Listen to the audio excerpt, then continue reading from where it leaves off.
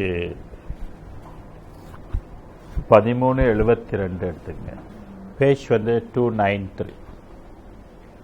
Still நம்ம அந்தந்த பொருளுக்காக தான் அந்த பாடல்களெல்லாம் நம்ம தேர்வு பண்ணிக்கிட்டு இருக்கிறோம். எந்தெந்த பாடல்களெல்லாம் வள்ளல் பெருமான் பொருள் பொருள் என்று சொல்லி வராரோ அந்த மாதிரி உள்ள பாடல்களை நம்ம தேர்வு செய்து அதை நம்ம படித்து கொண்டு இருக்கிறோம். மெய்ப்பொருள் நம்ம வந்து பொய்ப்பொருள்லேருந்து என்ன பொருளாக மாறணும்? மெய்ப்பொருளாக நம்ம மாறணும். யார் கையில் இருக்குது? அது மெய்ப்பொருளாக மாற்றுகின்ற காரியம் யார் கைவசம் இருக்கு? கடவுள் கைவசம்தான் இருக்குது. அது மனித கைவசம் இல்லை. மனித கைவசம் என்னதான் இருக்கு?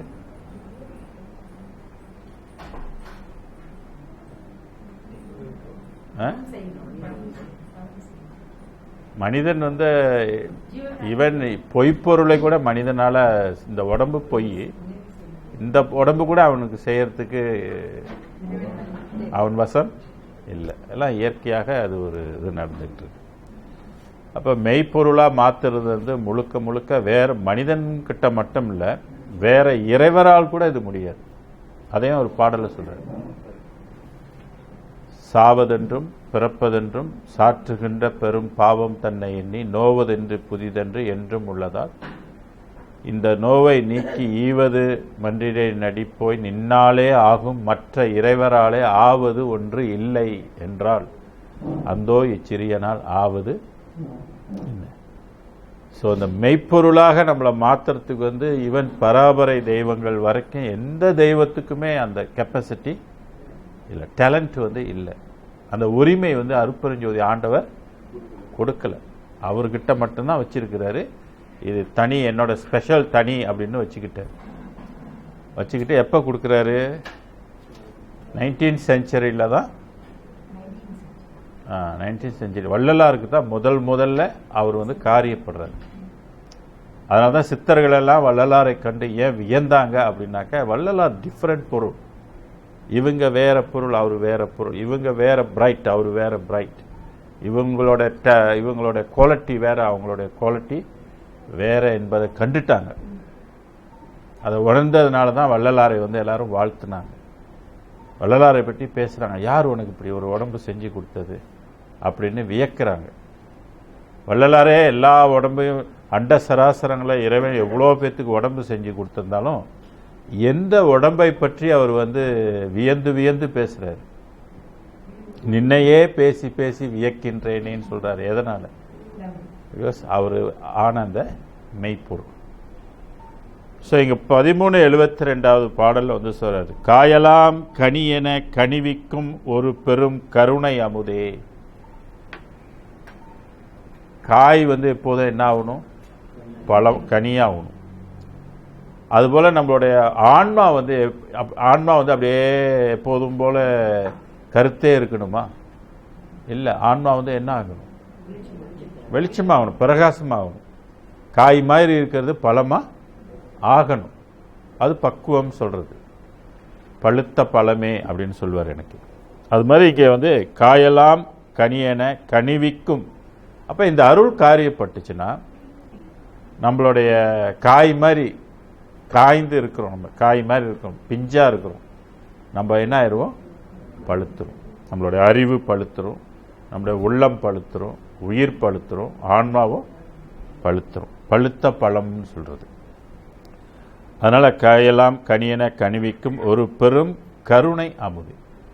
இது வந்து பெருங்கருணை. மற்றதுக்கு கருணை இல்லையா? இல்லைன்னா எல்லா வெளிகளுக்கும் கருணை இருக்கு, எல்லா தெய்வங்களுக்கும் கருணை இருக்கின்றது. ஆனால் இதனுடைய கருணைக்கு ஈடாக அது ஒப்பிடக்கூடாது.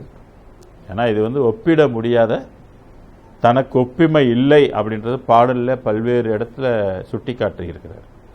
அப்போ நம்ம போய் ஒப்பிட்டோமா அப்போ நம்ம பிழை செய்கிறோன்னு அர்த்தம். அது கருணை அமுதே எனக்கு கண்கண்ட தெய்வமே.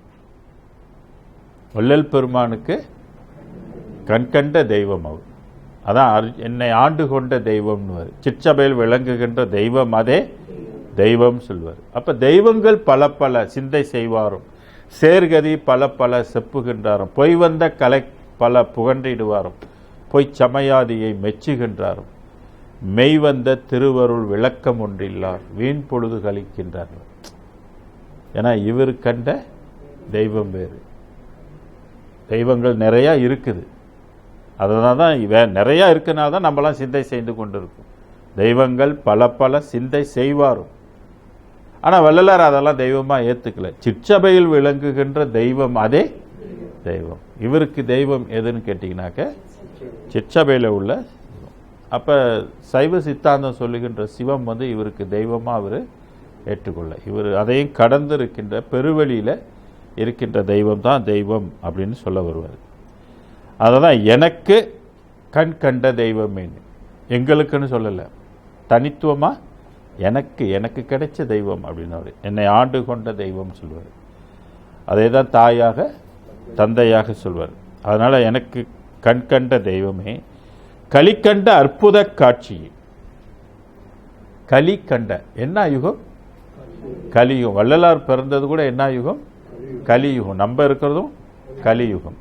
எப்போ வள்ளலார் வந்து என்னைக்கு பிறந்து எப்போ அவருக்குள்ள ஜோதி முழுமையாக ஆயிடுச்சோ அப்போ தான் யுகம் மாறுது. அப்போ அவரோட காலத்தோடு என்ன முடியுது? கலியுகம் முடியுது. சத்திய யுகம் தொடங்கிருச்சு இல்லைங்களா? எப்போ வள்ளலார் அந்த ஒளியை முழுமையாக பெற்றாரோ அப்பயே சத்திய யுகம் தொடங்கிருச்சு. அந்த சத்திய யுகம் வந்து தொடங்கிருச்சுனாக்க சத்திய உலகத்துக்கு போக வேண்டிய காலம் வந்து அந்த இடம் இனிமேல் திறந்துருச்சு. சிற்சபையில் பொற்சபையில் புகும் தருணம் இதுவே. அதாவது அந்த யுகம் வந்து சத்திய யுகமாக இருக்கு. களி கண்ட அற்புதம், அந்த கலிகாலத்தில் கண்ட ஒரு அற்புதமான காட்சி. இதுக்கு முன்பு கண்ட காட்சிகள் எல்லாம் சித்தர்கள்லாம் கண்ட காட்சி வேறு, இவர் கண்ட அற்புத காட்சி வந்து வேறு. ஆணிப்பொன் அம்பலத்தில் கண்ட காட்சி அற்புத காட்சியடி. அதில் வந்து இவர் கண்ட காட்சியெல்லாம் சொல்லிக்கிட்டு வருவார், என்னென்ன கண்டன்னு. அதில் படிச்சுட்டு வந்தீங்கன்னா பராபரையெல்லாம் கடந்து இவர் போயிருக்கிறதெல்லாம் அதையும் கடந்த காட்சிகளெல்லாம் அவர் பார்த்துருக்கிறார். பார்த்துட்டு ஒரு பாடல் வச்சாரு பாருங்க, கண்டதெல்லாம் அனித்தியம். ஏன் அந்த அந்த பராபர வெளி வந்து இவர் உள்ளத்தில் என்னைக்கு கரைஞ்சி போச்சு அன்னைக்கே அவருக்கு தெரிஞ்சு போச்சு, இனி இதெல்லாம் ஒன்றுமே பிரயோஜனம். இந்த உலகமே மயங்கி கிடக்குது, எல்லாம் ஏமாற்றப்பட்டு இருக்குது, பொய்யை தான் இவ்வளோ நாள் வந்திருக்குது, பொய்யில தான் ஊறி இருக்குது. மெய் வந்த திருவருள் விளக்கம் ஒன்று இல்லார்ன்றார். மெய்யருளோட விளக்கம் யாருக்குமே தெரியல அப்படின்றது. அதான் கண்கண்ட காட்சி அற்புத காட்சியே கனகமலையே. கனகம்னா தங்கம், தங்கம். அப்போ அந்த உலகம் வந்து பொன் ஒளி, பொன் உலகம், பொன்மலைன்னு சொல்வார். கனகமலையே தாயெல்லாம் அணைய என் தந்தையே. தாயெல்லாம் அணைய, அது வந்து அவருக்கு தாய்.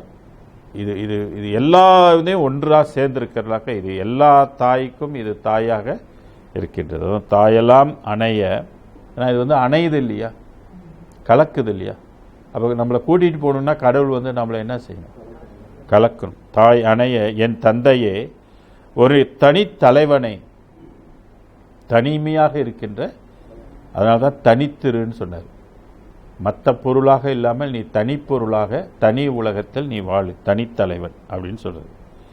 நீ பெருமையை சாற்றிட, இந்த அருட்பெரும் ஜோதியினுடைய பெருமையை எடுத்து சொல்ல, சாற்றிட, நினைத்திட, அதை வந்து தாட்ஸில் வந்து அதை நினைத்திட, மதித்திட, ரெஸ்பெக்ட், அதை மதித்திட, அறிந்திட, நாலேஜ் கேட்டு இதை பற்றிலாம் படித்து இப்படிலாம் ஒன்று இருக்குது அப்படின்னு அறிந்திட, சார்கின்றதோறும் இப்படிலாம் இதுக்குள்ளே நான் நினைக்க படிக்க கேட்க சார்ந்திட தோறும், அந்தோ வாயெல்லாம் தித்திக்கும் மனமெல்லாம் தித்திக்கும் மதியெல்லாம் தித்திக்கும் என் மன்னிய மெய் அறிவெல்லாம் தித்திக்கும் எனில் என்னென்னலாம் செய்யுமா? தித்திக்குமா?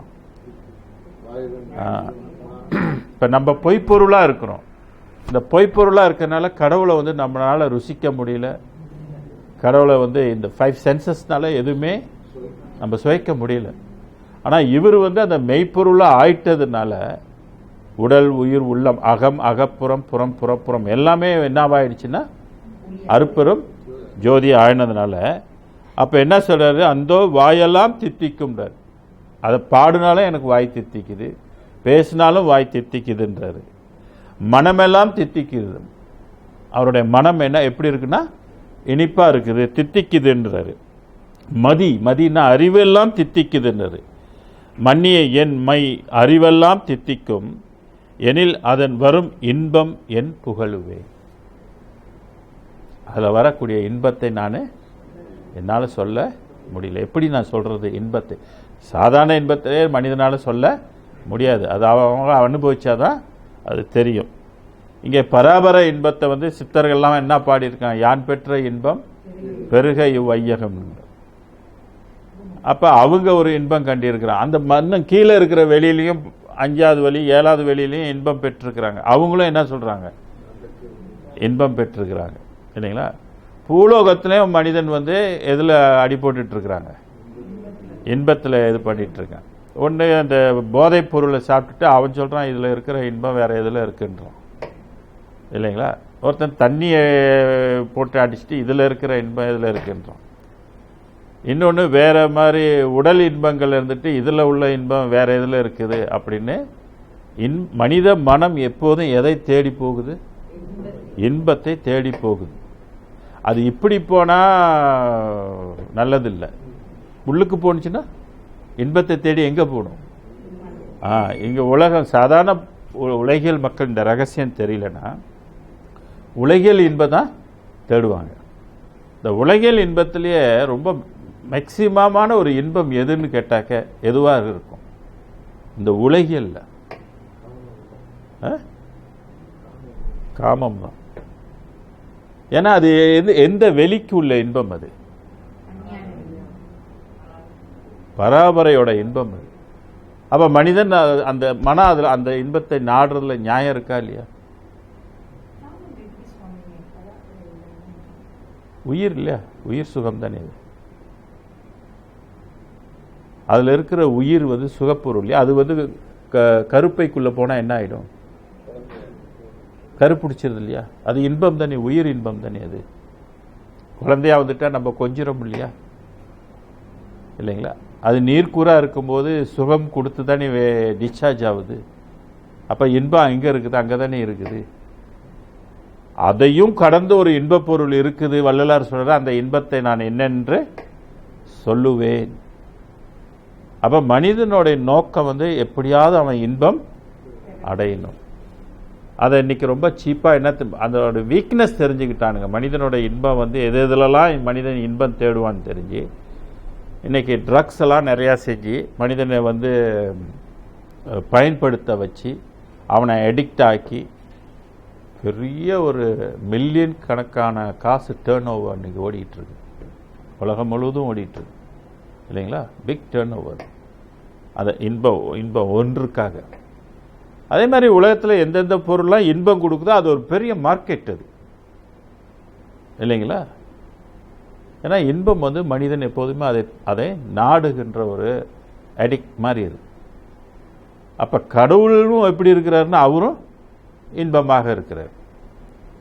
இங்கே வள்ளலாரை வந்து கடவுள் வந்து பிடிச்சிக்கிட்டாரு.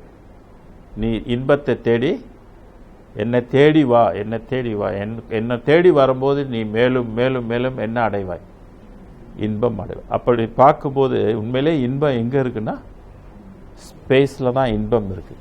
இன்பம் எங்கே என்று தேடு, அது எங்கிருந்த போதும் அதை நாடி ஓடு. நமக்கு இந்த காலை வச்சுட்டு ஓட முடியுமா? அதை தேடிக்கிட்டு எப்படி ஓடணும்? வெளி கடந்து போகணும். வெளி கடந்து போகுதுன்னா நம்ம கையில் இருக்கா? இல்லை. எங்கே எப்படி கடந்து போகிறீங்க? அருள் இருந்தால் தான் நீங்கள் கடக்க முடியும். அருள் இல்லைன்னா கடக்க முடியாது. ஆக இதை வந்து மன்னிய மெய் அறிவெல்லாம் தித்திக்கும் எனில் அதன் வரும் இன்பம் என் புகழுவேன். அதுதான் வெளிக்குள் வெளி கடந்து சும்மா இருக்கும் சுகம். இன்று வருமோ நாளைக்கே வரும் அல்லது மற்ற என்று வருமோ. இந்த ஜென்மத்தில் வருமா இல்லை அடுத்த ஜென்மத்தில் தெரியல. ஆனால் அதுக்கு நம்ம உழைச்சே ஆகணும், அதை தேடியே ஆகணும், அதுக்கு விண்ணப்பம் நம்ம இறைவன்கிட்ட போட்டே ஆகணும். கொடுக்கறது யாரோட வேலை? அவரோட வேலை. கேட்கறது யாரோட வேலை? நம்மளோட வேலை. ஆக மன்னிய பெரு இன்பம் என் புகழ்வேன். தூயெல்லாம் பெற்ற நிலை மேல் அருட்சுகம் எல்லாம் தோன்றிட விளங்கும் சுடரே. தூய்னா தூய்மை எல்லாம் பெற்ற நிலை. அதனால தான் வள்ளல் பெருமான் அதுக்கு சுத்த சத்திய சன்மார்க்க நிலைன்னு வச்சார். ஏன்னா அது ரொம்ப தூய்மை, பியோர்னு சொல்றது. அதில் எந்த கலப்பும் இல்லாது, சொக்கத்தங்கம்னு சொல்றது. ஆக தூய்மை எல்லாம் பெற்ற நிலை மேல் அருட்சுகமெல்லாம் தோன்றிட விளங்கும் சுடரே. துரிய வெளி நடுநின்ற பெரிய பொருளே. எங்க இருக்குதான்? துரியம். அப்ப வெளிகளுக்கெல்லாம் என்ன நிலை உண்டுன்னா துரிய நிலை. அது வந்து பிற்காலத்து அந்த லெவல்ஸ்ன்னு நான் ஒரு சார்ட் கொண்டு வரேன். அது போடும்போது உங்களுக்கு அது இந்த சாக்கரம், சொப்பனம், சுளுத்தி, துரியம் இதெல்லாம் என்னன்னு தெரியும். அது நான் ஆரம்பத்தில் உள்ளவங்களுக்குலாம் சொல்லி கொடுத்துருவேன். சாக்கரத்தில் வந்து என்னென்ன செயல், சொப்பனத்தில் என்னென்ன செயல் நடக்கும், சுளுத்தியில் என்னென்ன நிலை, துரியத்தில் என்னென்ன நிலை. அது பேசிக்காக இந்த இந்த அஞ்ஞான வெளிக்குரியதுலே அந்த அந்த நிலைகள் இருக்குது. அதுலேயும் நம்ம வந்து ப்ரோக்ரஸ் பண்ணும்போது உலகியலில் நம்ம வந்து பல நன்மைகளை பெற முடியும். அது கூட ரொம்ப பேத்துக்கு தெரியாமலாம் இருக்கிறாங்க. அப்புறம் அதை கடந்த பரசாக்கரம், பரசொப்பனம், பரசுளுத்தி, பரதுரியம். அதை கடந்தா சிவசாக்கரம், சிவசொப்பனம், சிவசுளுத்தி. அதையும் கடக்கும்போது தான் குரு துரியம்லாம் வரும். இப்போ வள்ளல் பெருமான் சொல்கிறது ஒரு நிலை வந்து 3 துரியத்தையும் கடந்து, சீவதுரியம், பரதுரியம், சிவதுரியத்தை கடந்து இருக்கின்ற நிலையை இங்கே சொல்கிறார். துரிய வெளி நடுநின்ற பெரிய பொருளே. ஸோ இந்த பொருள் வந்து வேற, பராபரைக்கோ இதுக்கெல்லாம் உட்பட்டதல்ல. அருட்ஜோதி நடராஜ குருவே. நான் இங்கே வந்து அருட்ஜோதி நடராஜர். நடராஜன் சொல்லும்போது சைவ சித்தாந்தத்திலிருந்து பார்த்தா என்ன நினைப்பாங்க? சைவ சித்தாந்தத்தான். வள்ளலார் வந்து முழுக்க முழுக்க சைவ சித்தாந்தம், தப்பே கிடையாது அப்படின்னு ஃபைட் பண்ணுவாங்க இல்லைங்களா? ஆனால் இந்த நிலை வந்து தெரியலைன்னா இவர் எந்த நிலையை சொல்லிக்கிட்டு இருக்கிறாரு அப்படின்னு யாருக்குமே புரியாது. ஸோ அதனால தான் இந்த நிலைகளை வச்சு தான் இந்த பாடலுக்குள்ளே போகணும். இந்த துரியத்தை பற்றி எங்கெங்கெல்லாம் சொல்லியிருக்காருன்னு எடுத்தால் கண்டிப்பாக அடிபட்டு போயிடும், சைவ சித்தாந்தம் அடிபட்டு போயிடும். துரிய தலம் 3 மேலே அது அதனாலே தெரிய தெரிவது பாரி திருச்சிற்றம்பல திருநட ஜோதின்னு. அப்போ துரிய தலம் 3 கடந்துருது. ஏன்னா திருமூலரோட பாடலில் முத்துரியம் பேசியிருக்கார். தலைப்பே முத்துரியம் சொல்லி பாடல் நிறைய கொடுத்துருக்கிறார். இங்கே துரிய தலம் 3 மேலே அப்படின்னு போயிடும். பறை தூக்கி காட்டிய காலை பறை இவர்க்கு அப்பாலே திரை தூக்கி காட்டுதல் பாரி திருச்சிற்றம்பல திருநட ஜோதி. அப்ப இங்க வந்து கால் மாற்றி காட்டுறது வேறு, அது திரை மாற்றி காட்டுறது வேறு. ரெண்டையும் அந்த டிஃபரன்ஷியேட்டை வந்து அங்கே வந்து பார்க்கணும். இடத்தில் வைத்த தெய்வம்னு மற்ற வேதங்கள்ல இருக்கும், இது வளத்தில் வைத்த தெய்வம்னு வரும். பெண் ஒரு வளத்தில் வைத்த தெய்வம்னு வரும். அப்போ இதெல்லாம் வந்து நிறைய பாடல்கள் வந்து அந்த மாதிரி வேற்றுமைப்படுத்தி காட்டும். ஆக துரிய வெளி நடுநின்ற பெரிய பொருளே அருள் ஜோதி நடராஜ குருவே. ஏன் இந்த நடராஜரை வந்து குருன்னு சொல்றாருனாக்கா, அந்த குரு என்ற பொருள் தான் நம்மளை மைக்ரோ இயக்கம் இல்லையா. நடராஜர் ஏன் நடராஜரை வச்சிருக்கிறாங்கன்னா அது வந்து ஒரு இயக்கம், ஒரு நடம். அந்த நடம் என்ற ஒரு வைப்ரேஷன் தான் நம்மளை வந்து மாற்றி அடைக்கும். நான் 1373 பார்ப்போம். ஏய்ப்பற எனக்கு கிடைத்த பெரு நிதியமே. இந்த ஒரு வரியே என்ன சொல்லுது? ஏய்ப்பற. ஏய்ப்பறனாக்கா ஏமாற்றம் இல்லாமல் எனக்கு கிடைத்தது. ஏன்னா மற்றவங்களுக்கெல்லாம் கிடைக்கல, எனக்கு தான் ஏமாற்றம் இல்லாமல் ஏய்ப்பற எனக்கு கிடைத்த பெரு நிதியமே. பெரும் செல்வம்ன்றார். நிதியம்னாலே செல்வம். என்ன செல்வம்? அருட்செல்வம். அகவல்ல எப்படி வரும்? செல்வத்தை பற்றி அங்கே அகவல் எப்படி சொல்வார்? எண்ணியபடியெல்லாம் ஏற்றுக என்றனை புண்ணிய பலத்தால் பொருந்திய நிதியே, ஊழிதோர் ஊழி உளப்பராது ஓங்கி வாழி என்றெனக்கு வாய்த்த நன்னிதியே, இதமுற ஊழிதோறும் எடுத்தெடுத்து உலகோர்க்கு உதவினம் உழவாது ஓங்கும் நன் நிதியே, இருநிதி எழுநிதி இயல் நவ நிதி முதல் திருநிதி எல்லாம் தருமொரு நிதியே, எவ்வகை நிதிகளும் இந்த மா நிதியிலே அவ்வகை கிடைக்கும் என்று அருளிய நிதியே.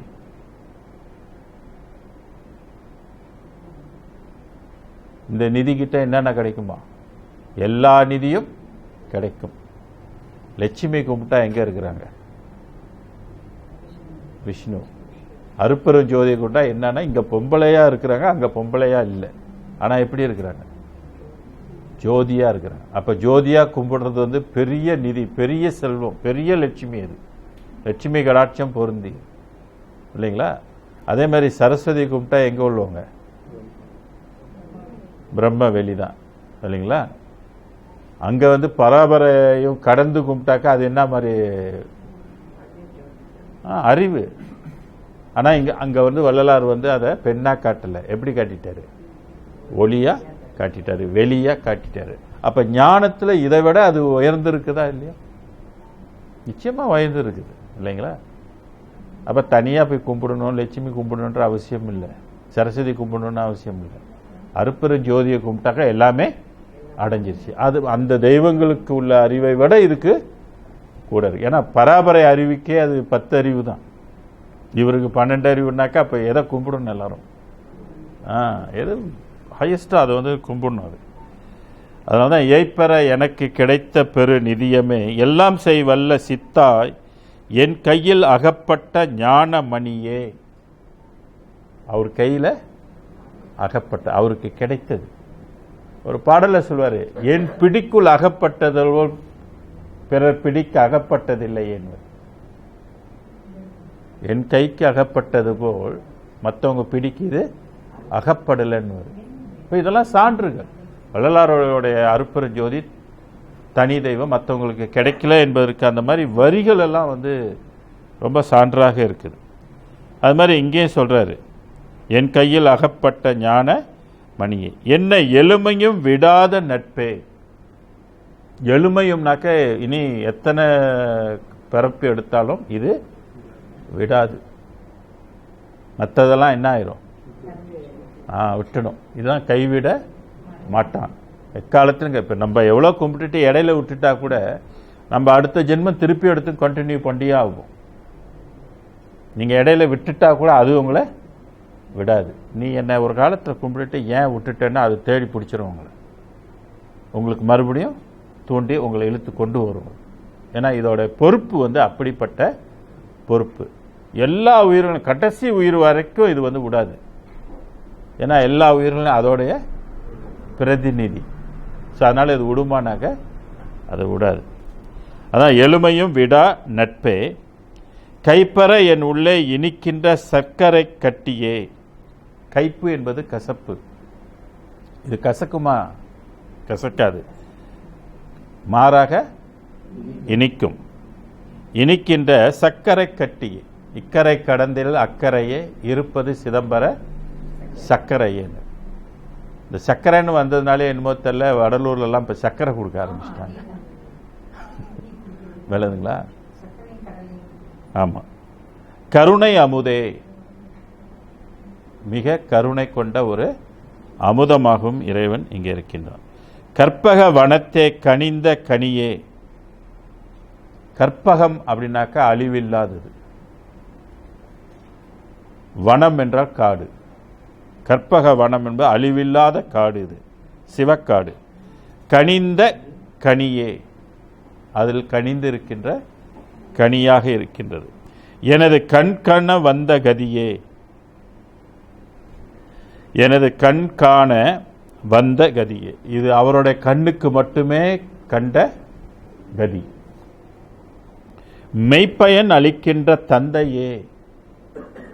இந்த கடவுள் வந்து எல்லா உயிர்களுக்கும் தந்தை.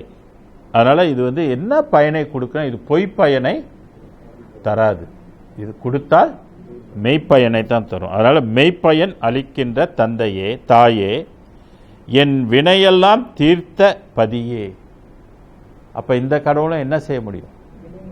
வினைகளை எல்லாம் தீர்க்க முடியும். இப்போ நம்மளாம் என்ன பிடிச்சி வந்திருக்கிறோம்? வினை பிடிச்சிருக்கு. நல்வினையும் இருக்குது, தீவினையும் இருக்குது. இந்த நல்வினை தீவினைக்கு தக்க மாதிரி நம்மளுடைய வாழ்க்கையில் அப்பப்போ உயர்வு, தாழ்வு, மகிழ்ச்சி, இன்பம் மாறி மாறி நமக்கு வந்து கொண்டே இருக்கும். இதுக்கு எது சாட்சியாக இருக்கும்? கிரகங்கள் தான் இதுக்கு சாட்சியாக இருக்கும். ஆக இந்த வினையெல்லாம் தீர்த்த பதியே. இப்போ நம்மளுடைய வினை தீர்ப்பது கூட இந்த கடவுளை என்ன செய்யலாம்? பெருங்கருணை இல்லையா? பெருங்கருணை கிட்ட வந்து நம்ம ரைவான் பண்ணலாம், மன்னிப்பு கேட்கலாம். ஏன்னா அது பெருங்குணம், பாவங்களையெல்லாம் மன்னிக்கின்ற தெய்வம், பக்குவம் தருவிக்கிறது. அது மட்டும் இல்லாமல் வினையையும் இது முற்றிலும் தீர்க்கக்கூடியது. சன்மார்க்கத்துக்கு ஒரு பெரிய வாய்ப்பு, மனித குலத்துக்கு இது மிகப்பெரிய வாய்ப்பு. இது வினை தீர்க்கக்கூடிய பதி.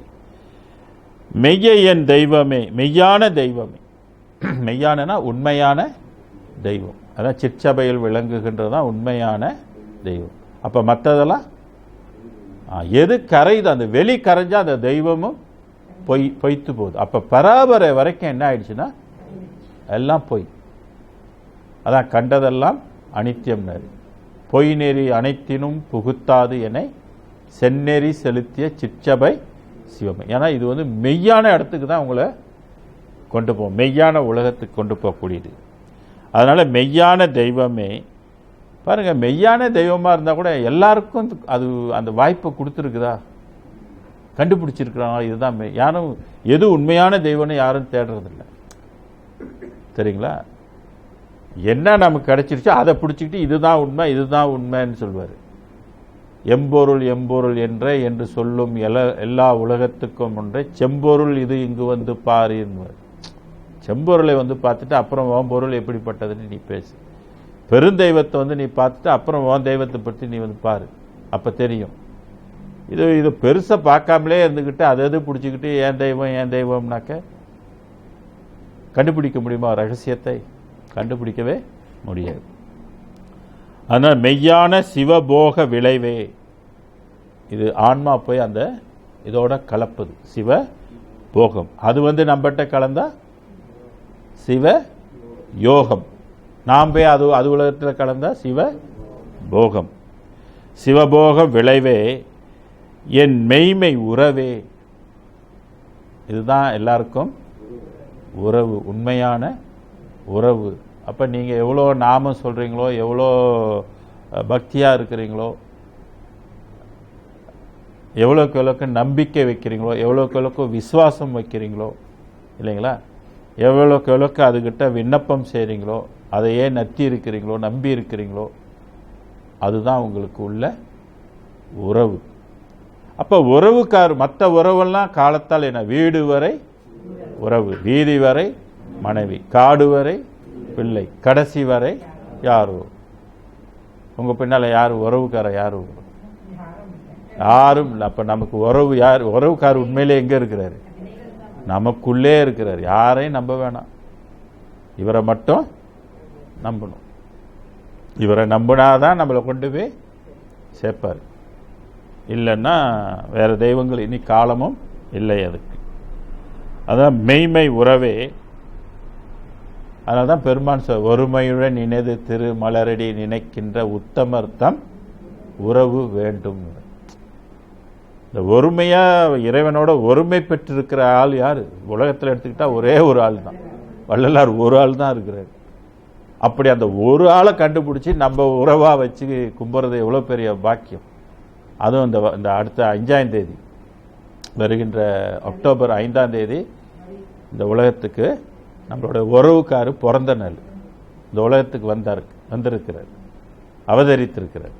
இறைவன் அவரை அனுப்பியிருக்க. நீ போய் இந்த பெருவெளி ஒன்று இருக்குது, இந்த உலகம் ஒன்று இருக்குது, மகனே நீ போய் சொல்லு, வா நானும் அவன் கூட வரேன் அப்படின்னு இறைவனே அவர் கூட வந்தார். கருவிலே வந்து கரு பிடிச்சி வந்த நாள். நம்மளோட இடத்துல அன்னைக்கு வந்து அகவல் ஓதி அதுக்கு பிற்பாடு சாப்பாடெல்லாம் இருக்குது. நீங்களாம் டைம் இருந்தால் வந்துடுங்க. ஏன்னா திங்கக்கிழமை எனக்கு 7:30 மணிக்கு அது.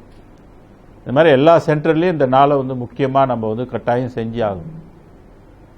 நம்ம பிறந்ததுனால எப்படி நம்ம பெருசாக கும்பிட்றோம் இல்லையா, கொண்டாடுறோம் இல்லையா, அது மாதிரி நமக்கு இந்த உயிருக்கு உயிர். அப்போ எல்லாரும் கொண்டாடுகின்ற, அதில் முக்கியமாக சன்மார்க்கிகளும் இதை வந்து முக்கியமாக கொண்டாடுகின்றன. அதனால் அன்றைக்கி காலையிலலாம் எந்திரிச்சு நீங்கள் வீட்டில் அகவல் படிக்கிறவங்க அகவல் படிங்க. அன்றைக்கி தர்மம் செய்கிறவங்க கொஞ்சம் தர்மம் எதுவும் செய்யலாம் உங்களுடைய இதில். ரொம்ப நல்ல நாள் அது. ஆனால் மெய்யான தெய்வமே, மெய்யான சிவயோக விளைவே, எந்த மெய்மை உறவே, தூய்ப்புறும் என் அன்பான துணையே,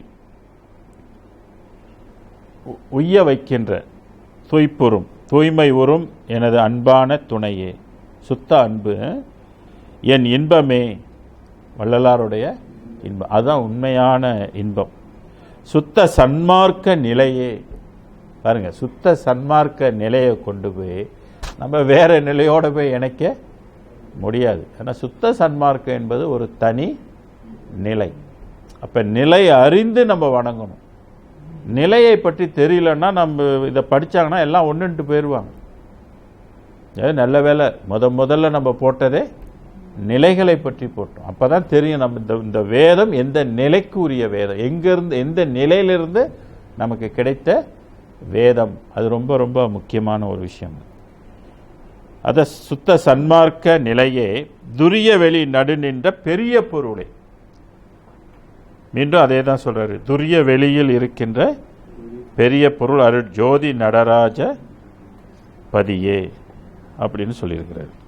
ஸோ இதுலேயும் அந்த பெரிய பொருள் என்ற ஒரு சொல்லை இங்கே பெருமான் பயன்படுத்தியிருக்கிறாங்க. அதுபோல் அடுத்ததும் பாருங்க, 1374 துன்புறும் மனத்தனாய் எண்ணாதது எண்ணி நான் சோர்ந்தொரு புறம் படுத்து தூங்கும் தருணத்து என் தன் அருகில் உற்றன்பினால் தூய திருவாய் மலர்ந்தே. வாழ்க்கையே எப்படிப்பட்டது, துன்பம். வள்ளலார் கருவுற்று பிறந்துட்டாலும் கூட, கடவுள் உள்ளுக்கு இருந்தால் கூட அவருக்கும் துன்பம் இல்லையா அப்படின்னு கேட்டால் துன்பம், சில துன்பங்கள் அவருக்கு இருந்ததை குறிப்பிட. துன்புறு மனத்தனாய், நம்ம எப்படி வாழ்க்கையில் இன்ப துன்பத்துக்கு உட்பட்டிருந்தோமோ அவருக்கும் அந்த மாதிரி சில துன்பம் உள்ள மனதில் துன்பமாக இருந்த டைமில் எண்ணாதது எண்ணி நான் சோர்ந்தொரு புறம் படுத்து. எண்ணாததை எண்ணி, எண்ணானதை எண்ணினா என்ன அர்த்தம்? யாரும் எண்ணாததை எண்ணி எண்ணி எண்ணி என்ன ஆயிட்டாரு? சோர்வு. அப்ப என்ன எண்ணி இருப்பாரு? துன்பம் நீங்கணும் அப்படின்னா யாரை எண்ணணும்? இறைவனை எண்ணணும். எண்ணி எண்ணி எண்ணி என்ன ஆயிருது? சோர்வு. சோர்ந்து ஒரு உரம் படுத்து, தூக்கத்தில் அப்படி சோர்ந்து என்ன செய்ய படுத்து தூங்கும் தருணத்து. சோர்ந்தனே அடுத்து என்ன வந்துடும்? தூக்கம் வந்துடும். அந்த நேரத்தில் கடவுள் வந்தாராம். என் தன் அருகில் உற்று அன்பினால் தூய திருவாய் மலர்ந்தே. மெதுவாக அவர் வாய் திறந்து பேசினாராம், சொன்னாராம். என்ன பேசியிருப்பாரு? இன்புறு முகத்திலே புன்னகை ததும்ப. லேசா சிரிச்சாராம். ஒரு இன்புறு முகத்தில், இன்பு முகமா, முறைச்சிக்கிட்டு வரல, கோவிச்சிட்டு வரல, அப்படிலாம் வராமல், மிரண்டு வராமல் புன்னகை ததும்பவே அப்படி சிரிச்சுக்கிட்டே இருக்கை மலர் கொண்டு தூக்கி, இறைவன் அவரை 2 கை கொண்டு தூக்கி என்ன செஞ்சாராம்? எந்தனை எடுத்து அணைத்து, அப்படியே அணைத்துக்கிட்டு தாங்கும் மற்றொரு இடத்தில் இயலுற இருத்தி மகிழ்வாய். தூக்கி இன்னொரு இடத்துல வச்சு சந்தோஷமா ஏன் கவலைப்பட்டு இருக்கிற? நான் இருக்கிறேன், நான் உன்னை காப்பாற்றுறதுக்கு தான் நீ வந்திருக்கிறேன், மகிழ்ச்சியா இரு, டோன்ட் வரி அப்படின்னு சொல்லி அவரை தேர்த்தினாராம். இந்த பாக்கியம் யாருக்கு கிடைக்கும்? எப்படி வளர்த்துருக்கிறாரு இறைவன் அவரை, எப்படி எவ்வளோ கேர்ஃபுல்லாக அவரை வளர்த்துருக்காரு, எவ்வளோ பார்வையோடு இருந்திருக்கிறார், அவர் யாரோட பார்வையில் வளர்ந்திருக்கிறார் என்பதற்கு இந்த பாடல் ஒரு சான்று, சாட்சிகளாக இருக்கின்றது. அதை வள்ளல் பெருமான் சுட்டி காட்டுறார்.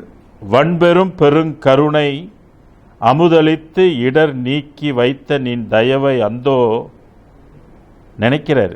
இறைவன் இப்படிலாம் என்னை வளர்த்தானே அப்படின்னு சொல்லி. வன்பரு பெருங்கருணை அமுது அளித்து அமுதத்தை ஊட்டி இடர் நீக்கி அந்த துன்பத்தை எல்லாம் நீக்கி வைத்த நின் தயவை, அது இறைவனுடைய தயவு, இறைவனுடைய கருணையினால் தான் என்னுடைய துன்பம் இறைவன் நீக்கிறான். இறைவனுடைய கருணையினால் தான் அவருடைய அமுதத்தை எனக்கு ஊட்டினார்.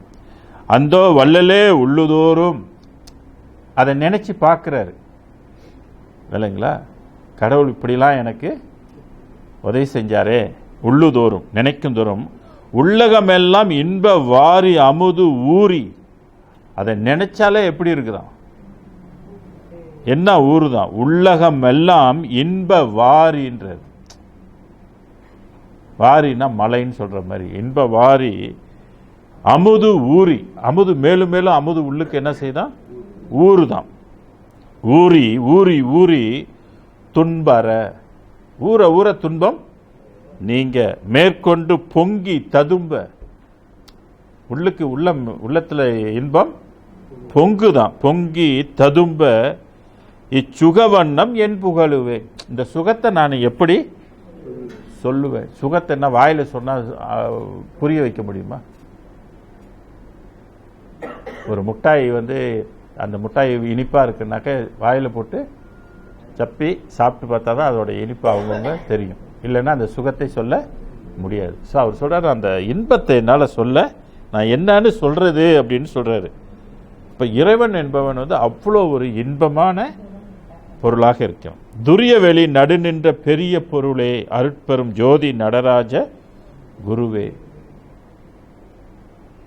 இந்த இன்பம் மறைச்சி வச்சிருக்கிறனால தான் எல்லாருக்கும் இறைவனை தேட முடியல. பெருமான் ஒரு இடத்துல பேருபதேசத்தில் சொல்றாரு, ஏன் உலகத்தில் மக்கள் மற்றதை தேடுறாங்கனாக்க, ஒரு பதார்த்தனுடைய சுவையை சுவைத்தால் அன்றி அது மேலே நமக்கு பற்று போகாதான். அப்போ கடவுள் அதை டேஸ்ட் பண்ணுறதுக்கு கொடுக்கல இல்லைங்களா? பராபரையோட இது மட்டும் அந்த செக்ஸ் இன்பத்தில் மட்டும் இருக்குது அப்படின்ற ஒரு இன்பம் தெரியறதுனால தான் உலகம் அதை விரும்புது. அந்த இன்பத்துக்காக தான் உலகமே இது பண்ணிட்டு என்ன, அதில் போனே வர்க்கம் பெருக்கிறாங்க. வர்க்கம் பெறுவதற்கு அது ஒரு காரணமாகவும் இருக்குது.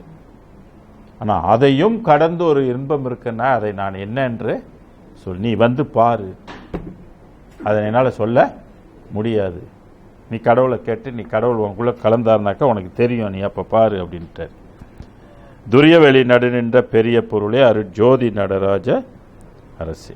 நான் அடுத்த பாடலையும் பாருங்க, இதுலேயும் பெரிய பொருளை பற்றி சொல்வார்.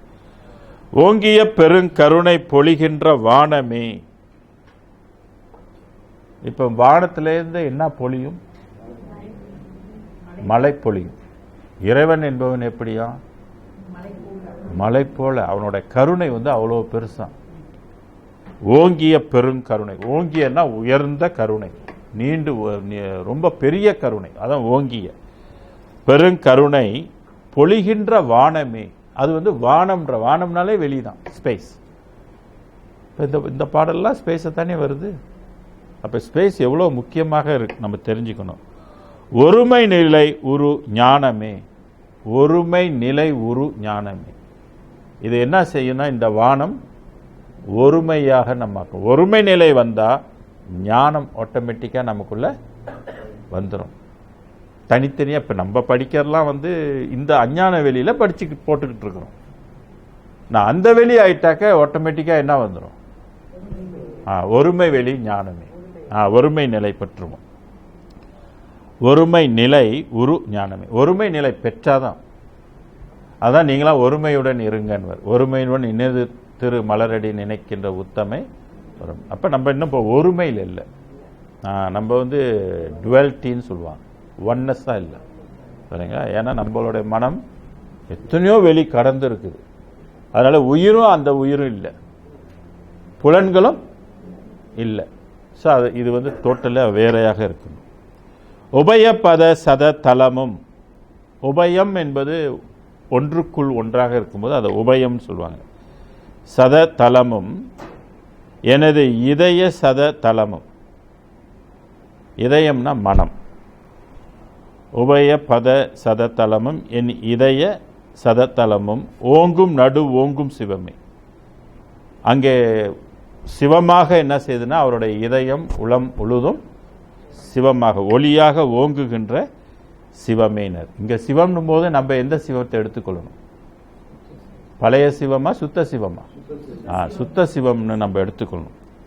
இந்த வெளிகள் நிலை தெரியலனாக்கா இப்போ சைவ சித்தாந்தத்துக்காரவங்க படித்தாங்கனாக்கா எப்படி எடுத்துக்கொள்வாங்க? ஏற்கனவே உள்ள சிவம் தான், அது நிறைய பாடல் இருக்குதுன்னு அவங்க சான்று கொண்டு வருவாங்க. அப்படிதான் அவர் சில பேர் ஆராய்ச்சி பண்ணி நிறைய இடத்துல சிவத்தை சொல்லியிருக்கிறாரு, அப்போ இது வந்து சைவ சித்தாந்தம் தான் அப்படின்ற முடிவு பண்ணுறாங்க. எது தெரியாதனால? நிலை தெரியாதனால. இது ஒரு புதிய நிலை, இது ஒரு புதிய சிவம், இதுவரையில் யாருக்கும் காரியப்படாதது, வள்ளலாருக்கு மட்டும்தான் காரியப்பட்டது. நான் ஒண்டி தான் கண்டேன், எனக்கு ஒண்டி தான் இது அருள் செஞ்சது இல்லைங்களா? இது வரும்போது தான் எல்லாமே கரைந்து போகும், அந்த சிவம் கரைந்து போயிடும் அப்படின்றதுக்கு பாடலெல்லாம் எடுத்து வச்சா என்ன சொல்ல போகிறாங்க? அதனால் சததளத்து ஓங்கும் சிவமே பாங்கியல் அளித்தன்னை அறியாத ஒரு சிறிய பருவத்தில் ஆண்டபதி. இவருக்கு வந்து ஒரு சின்ன வயதிலேயே வந்து என்ன செஞ்சிருச்சுன்னா இறைவன் வந்து அவருடைய அருளை கொடுத்துட்டார். இந்த 1-5 எழுதும் போதெல்லாம் அவர் சின்ன பருவத்திலே எழுதுறாரு. பாங்கியல் அளித்து என்னை அறியாத சிறிய பருவம்ன்றது. நான் அப்போ சின்ன பையனாக தான் இருந்தேன், இறைவன் எனக்கு இதை கொடுத்தாரு அப்படின்னு சொல்கிறார். ஆண்ட பதி 9 வயசில் வந்து கலந்து கொண்டதுன்னு ஒரு பாடல் உறுதிப்படுத்துது. பாசநெறி செல்லாத நேசர் தம்மை ஈசராம் படி வைக்க வல்ல பரமி. யாருக்கு இது வந்து துணை புரிய வல்லதுன்றார்? பாச நெறி செல்லாத நேசர் தம்மை யாருக்கு கிடைக்கும்? இல்ல மனிதனாலே அவன் எதில் மாட்டிக்கொண்டான்? பாசத்தில் மாட்டிக்கொண்டான். அப்ப இங்க யாருக்கு அது உதவி செய்வாராம்? பாச நெறி செல்லாத நேசர் தம்மை. அப்ப நம்ம எப்படி வாழணும்? பற்றற்று இருக்கணும். பற்றற்று இருக்கணும்னா என்ன? நம்மளோட கடமையை செய்யணும். நம்ம எப்படி பார்க்கணும்? குடும்பத்தில் இருக்கிறோம், நம்ம குடும்பத்தில் வந்து கண்டிப்பாக பாசம் இருக்கும், பொறுப்பு இருக்கு, கடமை இருக்கு, எல்லாம் இருக்குது. ஆனால் கடவுளோட துணை வேணும்னா இவர் பாசமே வேணான்றாரு. இன்னொரு இடத்துல உயிர்கள் பால் ஜீவகாருண்யம் வளர்த்து கொள்ளுன்றாரு, இரக்கம் காட்டுன்றாரு. அப்ப நீங்க எப்படி இதை பழக போறீங்க? பாசத்தை எப்படி கழட்ட போறீங்க? ஏன்னா பாசம் வந்து அது தடைப்படுத்தும். ஆமா, நம்ம பிறக்கும் போதே பாசத்துக்கு வந்து உட்பட்டுரும் இல்லைங்களா? நம்ம மூலமா ஒரு உயிர் வந்துட்டாலே அது மேல நம்ம பாசமாயிரும். ஏன் ரொம்ப வேணாம், ஒரு செடி வளர்த்தா கூட அது மேல பாசமாயிரும், பூனை வளர்த்தா அது மேல பாசம் ஆயிரும். மனுஷன் செத்து போனாதான் அழுகுறானாக்க பூனை செத்து போனா அழுகுறதுங்களும் இருக்கு, நாய் செத்து போனா சாப்பிடாம மூணு இருக்கிறதும் இருக்கு. ஏன்னா அது மேல அப்ப நம்ம எது மேல வந்து லவ் பண்றோமோ, எதை நம்ம அதிகமாக கவனிக்கின்றோமோ, நம்மள அறியாமலே அது மேல பாச பிணைப்பு வந்து நான் இந்த பந்தம் வந்து கடவுளை அடையிறதுக்கு மிகப்பெரிய தடை. அப்ப இன்டலெக்சுவலா அறிவால நம்ம வந்து இதை சிந்திக்கணும். அறிவால் சிந்திக்கும் போது அந்த பாசத்தை வந்து நம்ம வேற மாதிரி மாத்திடணும், கருணையாக அதை மாத்திக்கணும். அவங்க மேல கருணைப்படணும், கடமையா படணும். அவங்களுக்கு நம்ம செய்ய வேண்டியது நம்மளுடைய கடமை, அப்படி நம்ம மாத்திக்கொள்ளணும். அப்ப இந்த அறிவு அங்க இல்லைன்னா எதுல மாட்டிக்குவோம்? பாசத்துல மாட்டிக்குவோம். அதனால்தான் திருமந்திரத்தில் திருமூலர் ஒரு பாடல் அமைச்சிருக்காரு. பாசத்தை நீக்கி பரனோடு தன்னையும் நேசத்தை நாடி மலமர நீக்குவர் ஆசற்ற சர்க்குருவாவோர் அறிவற்று பூசற்கிறங்குவர் போத குரு அன்றேன்ட்டு. பாசத்திலிருந்து யார் நீக்கிறது? குரு தான் நீக்கணுமா? அந்த எந்த குரு வந்து நம்மளுடைய பாசத்தை வந்து நீக்கிறாரோ அவர் தான் ஆசற்ற சர்க்குரு, அவர் குற்றமற்ற குருன்னு சொல்றாரு. புரியுதுங்களா? அப்ப எதுவா இருக்கும் அது? ஒளி. திருமந்திரத்தில் வரும்போது அது எந்த ஒளி? பராபர ஒளி. அப்ப பராபர ஒளியும் எதை நீக்க உள்ளது? பாசத்தை நீக்க உள்ளது. ஏன்னா அந்த பந்தம் பாசம் அறுத்து தான் போகணும். பாசத்தை நீக்கி பரனோடு தன்னை, பரனோடு, பரன் என்பது இங்க பராபரையுள்ளது. நேசத்து நாடி மலமர நீக்குவோர், மலம் அற நீக்குவோர் ஆசற்ற சர்க்குருவாகும். அப்ப எது நீக்குதோ அது ஆசு. ஆசுன்னா குற்றம் அற்ற சர்க்குரு ஆகும். அப்ப சர்க்குரு என்பது என்னன்னு கேட்டீங்கன்னா நம்மளுடைய மும்மலத்தை நீக்கக்கூடியது. இப்போ எவ்வளோ பேருக்கு இவர் என்னோட சர்க்குருங்க, இவர் என்னோட சொர்க்குருங்க, இந்த குருலாம் நம்மளோட பாசத்தை நீக்குவாங்களானாக்க நீக்க முடியாது. அப்போ உண்மையிலேயே குரு எது? எது இதை சுத்தப்படுத்துதோ அதுக்கு பேர் குரு. அதான் குரு என்ற சொல்லுக்கு இருளிலிருந்து வெளிச்சத்துக்கு கொண்டு வரத்துக்கு பேர் குரு. ஸோ அதெல்லாம் மனிதனை நம்ம பிடிச்சிக்கிட்டோமே ஒளிய, ஆனால் உள்ளுக்கு இருக்கிற ஒளியை விட்டுட்டோம். அதுதான் வள்ளல் பெருமான் கூட அருப்பெரும் ஜோதியை என் சர்க்குருவே அப்படின்வாரு இல்லைங்களா? பல இடத்துல சொல்லியிருக்கிறாரு என் குருவே அப்படின்னு சொல்றாரு. ஏன்னா அது வந்து குற்றத்தை நீக்கக்கூடியது. ஓசை உணர்வுகள் எல்லாம் தருவிக்கும் நேசத்தாலாய உணவுன்னு சொல்லி ஔவையார் ஒரு இடத்துல சொல்லுவாங்க. ஆகிய பாச நெறி செல்லாத நேசதமை ஈசராம் படி வைக்க வல்ல பரமே. அவரை கொண்டு போய் எதில் வச்சிருமா? ஈசராம். நீங்கள் ஈசனாய் விடுவீர்கள், அருப்பெரும் ஜோதியாக ஆகி விடுவீர்கள் அப்படின்னு சொல்றது. அது ஈசன்னு அதுக்கு பேர். ஈசராம் படி வைக்க வல்ல பறவை. படினா எந்த படியில் கொண்டு வைக்கும்? பெரும் பெரும் சுத்தவெளிக்கு வந்து கொண்டு வரும். ஓகே. அடுத்து இப்போ சில பேர் வந்து, ஏன்னா இவ்வளோ தூரம் நம்ம சைவ சமயத்தில் வந்திருக்கோம், நிறைய நூல் படிச்சிருக்கோம், நிறைய மகான்கள்லாம் அதில் வணங்குற மார்க்கெல்லாம் இருக்குது. நம்ம வந்து எல்லாத்தையும் விட்டுட்டு இப்போ இதை வந்து மற்றும் பிடிக்கணும்னா எல்லாருக்கும் சாத்தியப்படும் அது. அப்போ என்ன செய்வாங்க சில பேர்? இதுலேயும் கும்பிடுவாங்க, இதையும் இணைச்சிக்குவாங்க. ஓ வள்ளலாரா பெரிய குருவா, அது பரவாயில்ல, நான் மற்ற குருவோட இவரையும் சேர்த்து வச்சுக்கிட்டு கும்பிட்றேன், இப்போ என்ன நட்டமாக போச்சு அப்படின்னு கும்பிட்றது வந்து நிறைய பேர்த்துக்கிட்ட வந்தது இருக்கும். இன்னும் சில பேருக்கு பயம் இருக்கும், இவ்வளோ நாள் கும்பிட்டுட்டோமே நம்ம வந்து இதை எப்படி விடுறது அப்படின்னு. இன்னும் சில பேர் இவ்வளோ பொக்கிஷத்தை நம்ம எப்படி விட முடியும், இதெல்லாம் சொத்து இல்லையா, ஸோ முடியாது, இதெல்லாம் நம்ம வச்சுக்கிட்டே இது பண்ணணும் அப்படின்னு சொல்லி ரெண்டையும் என்ன செய்வாங்க? இணைத்து வைத்து கும்பிடுவாங்க. அதே மாதிரி நாம ஜபங்கள் சொல்லும் போதும் அல்ல வேதங்களை படித்து கொடுக்கும் போதும் அதையும் சேர்த்த போதிப்பாங்க. இது இன்ன வரைக்கும் நம்ம நிறைய இடத்துல வந்து பார்க்குறோம். நான் ஒரு சிலர் தான் வந்து என்ன பண்ணிடுவாங்க, வெட்டு 1 துண்டு 2, இது முடியாது, இது மட்டும்தான் கும்பிடணும், இதுதான் சட்டம் அப்படின்னு அடித்து சொல்கிறது. சில பேருக்கு சொல்லாத மாதிரி முடியாது, சொன்னால் அது தப்பாக போயிடுமோ அப்படின்னு ஒரு அச்சங்கள்லாம் இருக்கும். நான் இது போன்ற குழப்படி உள்ள ஒரு நிலைக்கு சந்தேகம் உள்ளவங்களுக்கு, பயம் உள்ளவங்களுக்கு பெருமான் ஒரு வரி வச்சிருக்கிறாரு. அந்த வரியை பாருங்க. ஆங்கி இயல்வதொன்று மற்ற ஈங்கி இயல்வது ஒன்று, வாய் ஆடுவோருக்கு அரிய சுகமே.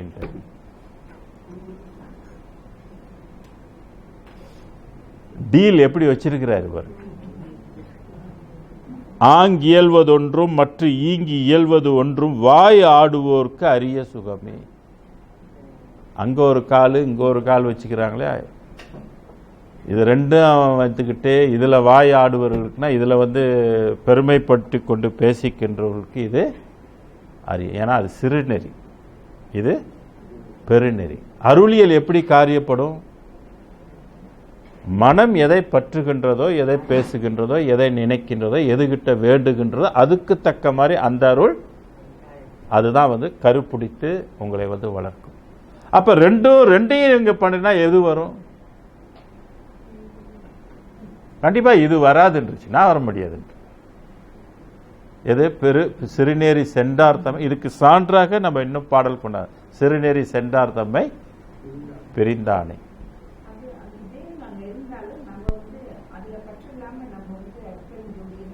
தீவிரமாக போகும்போதே எல்லாத்தையும் கழட்டி விட்டுட்டு போயிடும். சித்தாந்தம், வேதாந்தம், யோகாந்தம் 6 அந்தத்துலேயும் லட்சியம் வைக்க வேணான்னு சொல்கிறார் இல்லையா? அப்போ லட்சியம் வைக்க எதுக்கு சொல்கிறாரு லட்சியம் வைக்க வேணான்னு? நீ அதில் லட்சியம் வந்தால் சிறு நன்மை பெறுவ, பெருநன்மையை நீ பெற முடியாமல், பெருவாழ்வு பெற முடியாமல் போயிடும். ஸோ ரொம்ப கட்ஸ் வேணும் இது வந்து நம்ம அவாய்ட் பண்ணுறதுக்கு. இப்போ ஒரு மதம் மாற்றம் அப்படின்னு நடத்தும் போது என்ன செய்கிறாங்க? அதுலேயும் பிடிச்சிக்கு இதையும் கும்பிட்டுக்குன்னா சொல்கிறாங்க இல்லையே. இப்போ ஒரு அந்நிய மதத்துக்கு போகும்போது அவங்க டோட்டலாக என்ன பண்ணிடுவாங்க? செத்து போன பணம் கூட அங்கே போய் புதைக்கூடாதுங்க. வேறொன்றை நாடாதீர், ஆடாதீர் சற்றும் அசையாதீர், வேறொன்றை நாடாதீர், பொய்யுலகை நம்பாது. அப்போ பொய் உலகம் எது வரைக்கும்னு தெரிஞ்ச பிற்பாடு அப்போ அந்த வேதம் நமக்கு தேவைப்படுமா? சொல்லுங்க. அந்த வேதம் தேவைப்படுமா? அதை எடுத்து பேசி இன்னும் என்கரேஜ் பண்றது நல்லதா? பொய்மை பேசாது இருக்க வேண்டும் சொல்றார் இல்லையா?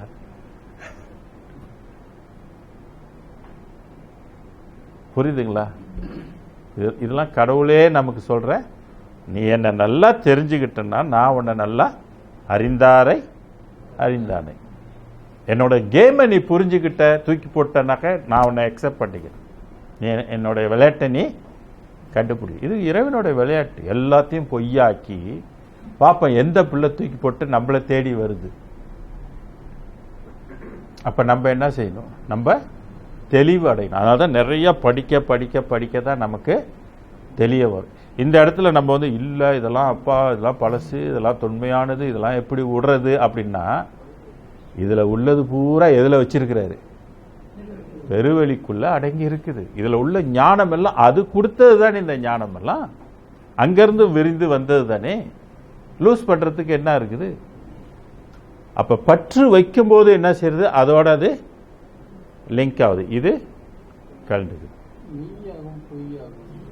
ஆமா, ஏன்னா இது காரியப்படும் போது அது மெய்யகமாக இருக்குது, பழசு வரைக்கும் பொய் அகமாக இருக்கு.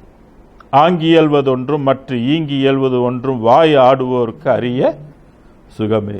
சன்மார்க்கத்துக்கு வந்தால் சன்மார்க்கம் பேசுவது, அங்கிட்டு போயிட்டு சைவ சித்தாந்தம் பேசுறது வேணுங்களா? சன்மார்க்கத்துக்கு வந்தால் நீங்கள் இந்த வள்ளலாரை பிடிச்சிங்க கும்பிடுங்கன்றது, அங்கே போயினா சிவபெருமானை கும்பிடுங்கன்னு சொல்றது இருக்கிறாங்க. அந்த மாதிரி இடத்துக்கு தக்க மாதிரி எதுக்குடா வம்புன்ட்டு போறவங்க எவ்வளோ பேர் இருக்கிறாங்க இல்லையா? ஒரு சிலர் தான் வந்து அடிச்சு ஆணித்தரமா விஷயம் இப்படி இருக்குப்பா, நீ வந்து உன்னோட பக்குவத்துக்கு நீ தேர்வு எடுத்துக்கோ. ஏன்னா சம்டைம் பப்ளிக்கில் வந்து சொல்லும் போது பப்ளிக்கில் எல்லாரும் ஒரே சப்ஜெக்ட் படிச்சிருக்க மாட்டாங்க இல்லைங்களா? அப்போ அவங்க வந்து சில நேரத்தில் ஓப்பனாக சொல்கிறதுக்கும் அச்சப்படுவோம். இப்போ நானே வந்து ஓப்பனாக எடுத்து சொல்கிறதுக்கு இப்போ உங்ககிட்ட நான் சொல்லலாம் இல்லைங்களா? ஆனால் வெளியில் மற்ற இடத்துல பேசும்போது சொல்ல முடியாது. அதை கொஞ்சம் வேறு மாதிரி கொஞ்சம் நம்ம வாசிக்க வேண்டிய சூழ்நிலை வந்துடும். ஏன்னா சில பேருக்கு உடனே அதை ஏற்றுக்கொள்ள முடியாது. ஏன்னா இது 5000 ஆண்டுகளாக இதில் நம்ம ஊறி வந்துட்டோம். ஸோ அதனால் இது வந்து நிறையா பாடல்கள் வந்து கொடுத்தா தான் இது வந்து அவங்க சிந்தனையை மாற்றி அமைக்கணும். ஏன்னா அவங்களுக்கு என்னென்ன டவுட்ஸ் வருது எல்லாத்தையும் எடுக்கணும். கேள்விகளெல்லாம் வச்சு அந்த கேள்விக்கு தக்க சான்றுகள் கொடுத்து அவங்கள மாற்றினா தான் அப்புறம் தான் இந்த கான்செப்டுக்குள்ளே அவங்க அக்செப்ட் பண்ணிக்க முடியும். ஏன்னா நம்ம ஏற்கனவே பழமையில் ஊறி வந்ததுனால. ஆடுவோர்க்கு அரிய சுகமே ஆனந்தமயமாகி அதுவும் கடந்த வெளியாகி. பாருங்க, ஒரு நிலையை குறிக்கிறாரு. ஆனந்தமயமாகி அதுவும் கடந்த வெளியாகி வெளியாகி நிறைகின்ற நிறைவே.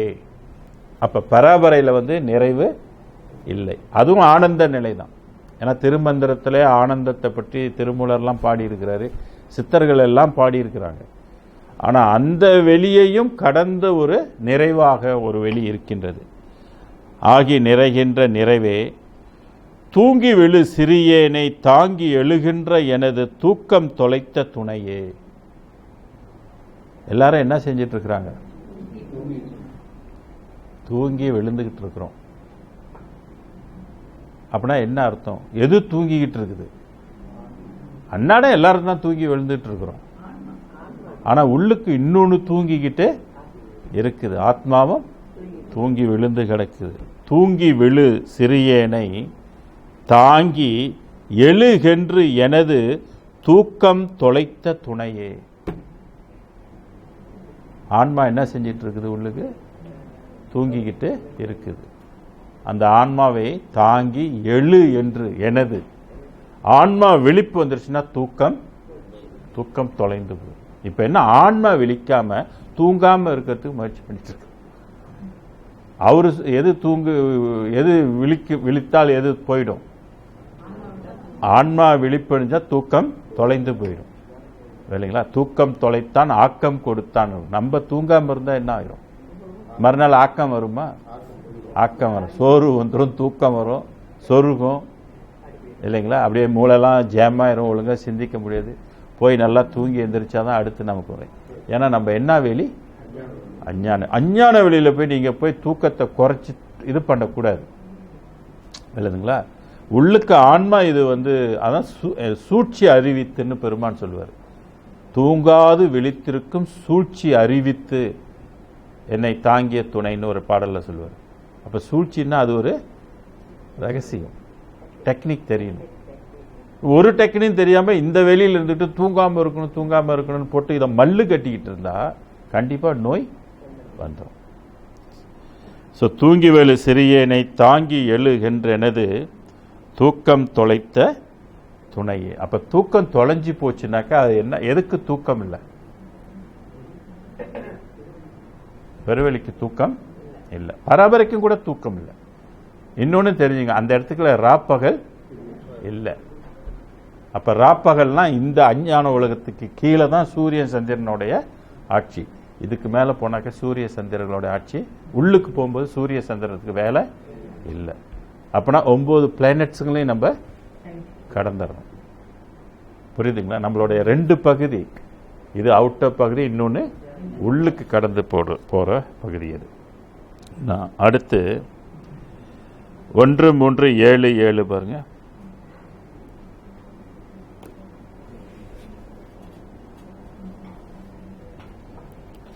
கற்கரையும்படி கரைவிக்கும் கருத்தே கண்மணியே மணி கலந்த கண் ஒளியே சொற்கரை இன்றியே ஒளியினுள் ஒளியே துரியமும் கடந்திட்ட பெரிய செம்பொருளே.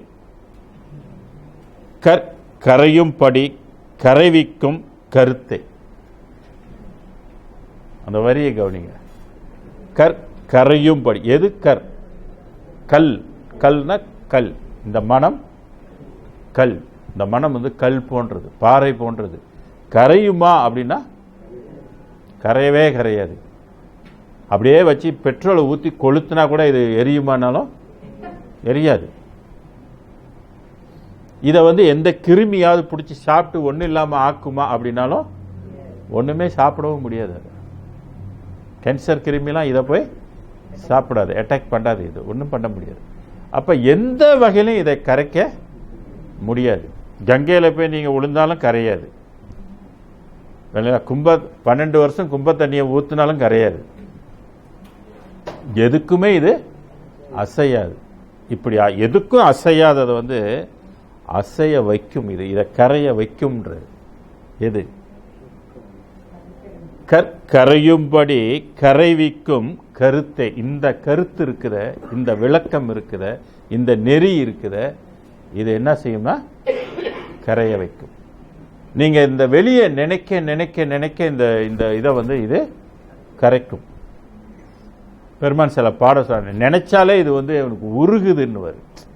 நினைக்க நினைக்க உள்ளம் உருகுதுன்னு ஒரு இடத்துல சொல்வார்.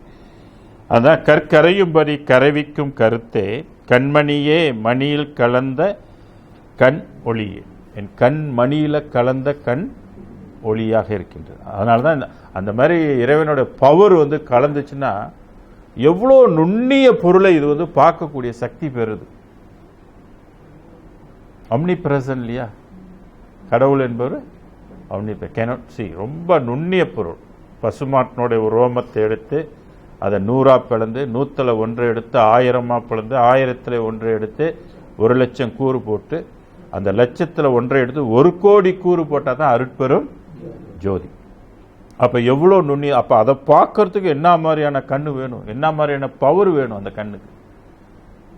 கடவுள் கொடுக்குறாரு, ஆஃபர் பண்ணுறாரு, நம்ம கொடுக்குறாரு. நான் பவர் கொடுக்குறேன், நீ பாரு, என்ன என் உலகத்தை பாரு.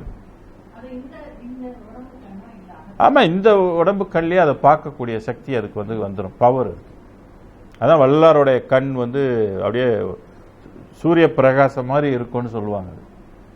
இந்த கண்ணுக்கு அந்த மாதிரி ஒரு பொட்டென்ஷியல் வந்துடும் அந்த கண்ணுக்கு. அதுதான் கண்மணியே மணி கலந்த கண் ஒளியே. அந்த கண் மணியில கலந்த ஒளி அப்படின்னு சொல்றாரு. சொற்கரை இன்றியே ஒளியினுள் ஒளியே. சொற்கரை இன்றியே. சொல்லுக்கு முடிவில்லை, அதுக்கு ஒரு கரை இல்லை. இறைவனுடைய அந்த அந்த அதனுடைய வேதத்துக்கு ஒரு முடிவு இல்லை. சொற்கரை இன்றிய ஒளியினுள் ஒளிக்குள் ஒளியாக இருக்கின்றது. துரியமும் கடந்திட்ட பெரிய செம்பொருளை. முதல்ல துரியத்தில் விளங்குகின்ற கடவுள்னு சொன்னாரு. இப்ப துரியமும் கடந்திட்ட. அப்ப எந்த துரியம் கடந்திட்ட கேள்வி இருக்குது. பராபர துரியம். 3 துரியமும் கடந்திட்ட பெரிய செம்பொருளே. திருவள்ளுவர் சொன்ன செம்பொருள் வேறு, வள்ளல் பெருமான் சொல்லுகின்ற செம்பொருள் வேறு. சொல் ஒன்று, ஆனா பொருள் இடத்துக்கு இடம் மாறு. இப்ப நம்ம காசுக்கு ரிங்கிட்டு, இதே ரிங்கிட்டு இன்னும் வேற நாட்டில் பயன்படுத்தா மதிப்பு ஒன்றா? மதிப்பு இல்லை. இப்ப நம்மளுடைய 100 வெள்ளியும் யுஎஸோட 100 வெள்ளியும் ஒன்றா? இல்லையே. இதனுடைய மதிப்பு வேற, நாட்டுக்கு நாட்டு அதனுடைய மதிப்பு வேறுபடு. அதுபோல பொருளும் என்ன ஆகுதுனாக்க, இந்த செம்பொருள் திருவள்ளுவர் சொல்லுகின்ற செம்பொருள், திருமூலர் சொல்லுகின்ற செம்பொருள், சித்தர்குலங்கள் சொல்லுகின்ற செம்பொருளுக்கும் வள்ளலார் சொல்லுகின்ற செம்பொருளுக்கும் வேறு வேறு இடங்கள்.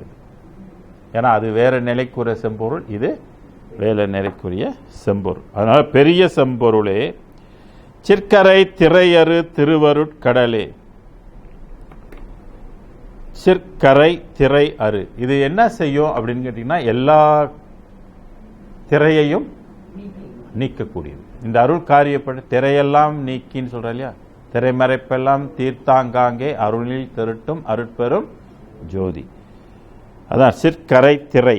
எல்லா கரையை கடந்து போவதற்குள்ள திரைகளை எல்லாம் அது நீக்கும். அருன்னா அறுக்கக்கூடியது. திருவருட்கடலே தெல்லமுதே கனியே தெளிந்த அமுது. கனியே செலும் பாகே, பாகுனாலும் இனிப்பு. சர்க்கரையே அது சார்ந்த செந்தேனே. சர்க்கரையாகவும் இருக்கு. ஏன்னா சர்க்கரை இனிக்கும், தேனும் இனிக்கும். சர்க்கரையில் தேனில் சர்க்கரை போட்டால் என்ன எப்படி இருக்கும்? அது சர்க்கரையே அது சார்ந்த செந்தேனே. சர்க்கரையில் போய் தேனை போட்டால் இன்னும் எப்படி இருக்கும்? அவ்வளோ இனிப்பான் கடவுள் என்பது, அவ்வளோ இனிப்புன்றதை சொல்லுகின்றார். தனி நடராஜ என் சர்க்குரு மணியே. தனி நடனம், தனி மைக்ரோ இயக்கமாக இருக்கின்ற சர்க்குரு மணியே அப்படின்னு சொல்ற. சரி, நினைக்கிற இந்த பாடலோட இன்னைக்கு நம்ம கொஞ்சம் நிறைவு செய்துக்கிறோம். அருட்பெரும் ஜோதி அருட்பெரும் ஜோதி தனிப்பெரும் கருணை அருட்பெரும் ஜோதி கொல்லா நெறியே குவளையமெல்லாம் ஓங்குக. எல்லா உயிர்களும் இன்புற்று வாழ்க. குருவே சரணம், குருவே துணை, அருளே சரணம், அருளே துணை.